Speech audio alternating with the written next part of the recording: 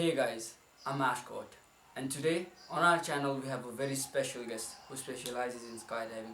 So if you think that your parachute is ever going to fail while 15,000 feet in the air, then you might want to take a look into this video.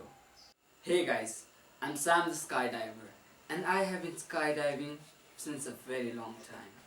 And I have even skydived this many times. Yeah, this many.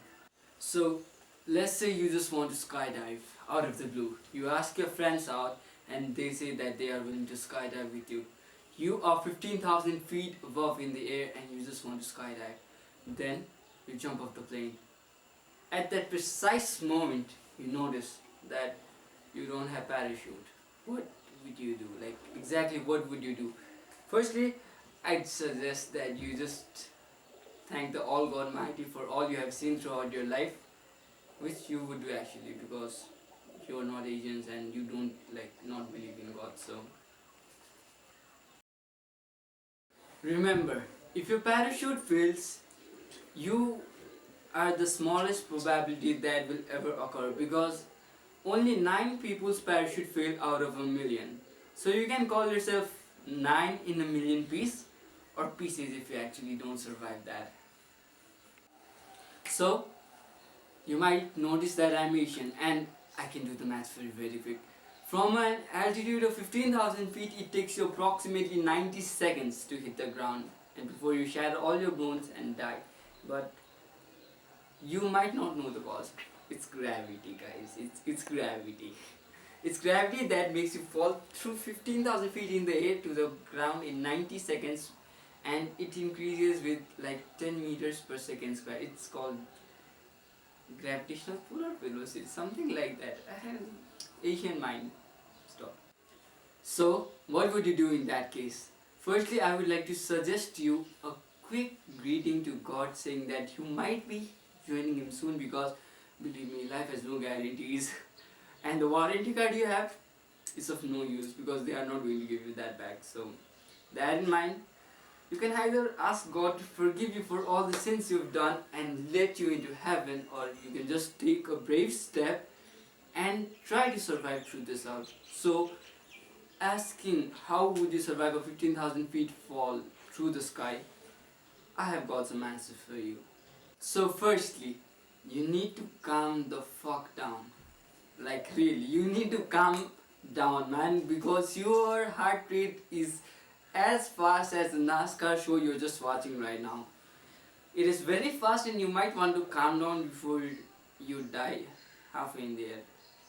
It happens. So, before that, I just want to tell you that calm down and put yourself in the X-Man position. It doesn't mean that you go break up with the girlfriend that you spent 3 years of stalking with. X-Man position means you just open up your hands and feet in the air so that you don't fuck up.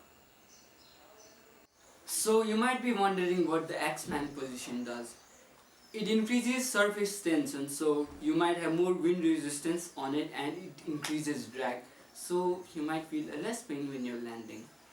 Yeah, and after that you might just want to think about the direction you're going, because you're going to the ground. There's nowhere else you're going. You're just going to the ground very fast. You might want to take notice of that thing before you do that. Back to the main point. You're still falling, and now it's 14,000 feet in the air because you've spent 1 second of your time thinking, and 1,000 feet to be exact. So you're just thinking and thinking and thinking. You get to your expand position and you just remember that there is a primary chute on the right side of your chest. When you pull that cloth, it opens. So you pull that cloth, and to your surprise, it's not working at all. It's not working, and you start spinning like Neymar's memes in the World Cup series.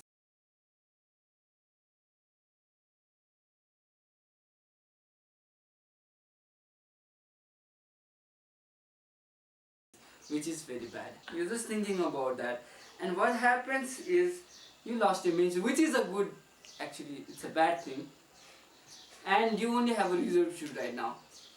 You just pull your reserve chute, and you're spinning like crazy again. you might want to regain that position because you really don't want to die spinning off like something. Then you, my Charles Xavier, you think of a brilliant idea. You want to go to the water. Let me tell you a fact. When you're falling through that altitude and you are going to hit the water, it can be more painful than you jumping off a 20-story building without any bungee cord attached to your legs. Yeah. In short, you might die because of all the pain you're going to experience through that. So water is a big no-no. You might be a loner, but you really want some friends right now. Like, you want some friends that can actually help you survive. And in this scenario, your best friends are swamp or snow. Trees can be a good idea, but it might give you a big scratch later on, maybe. I don't know, like, I haven't tried trees. Okay, so back to the point. You might want to search the area very fast because you don't have time, not a whole day, I guess. I'm sorry about that. So you don't have time, you're just watching it and you're just going through your scenario, and then you find swamp or snow or trees. Then you might want to lean over, but not so much that you start spinning like Neymar's memes. Bad reference. So now you have finally hovered around the area of the swamp, and you might want to pull yourself to an upright position. And at this point of time, I just want to tell you that you are breaking your legs, and no little bit of worries on that point because you might feel excruciating pain at this point of time, which is okay rather than dying, because why not? So after your legs hit the ground, you'll hear a big crack, which is the sound of your legs breaking, obviously. And at this point of time, you might want to cover up your head and neck with your hands, because that is very important if you want to survive this and not just survive it. So now, you survived with an amazing story. But at this point of time, you might start to feel sleepy because your blood pressure is very low because of all the thrills and trauma you just faced in the last 90 seconds. Which is reasonable, exactly reasonable. That's what I like to call it. That's what I'd like to term it at this point of time. So it's reasonable that you're feeling sleepy, but do not sleep, I repeat. If you sleep, it's game over, back to the starting point where you are just a sperm and nothing more. So don't sleep. And you just start to remember like good things. If you want to survive through this, you might want to remember good things like the new girlfriend you will make by telling her this amazing story that how you broke your legs and you're almost walking because of that and you're alive.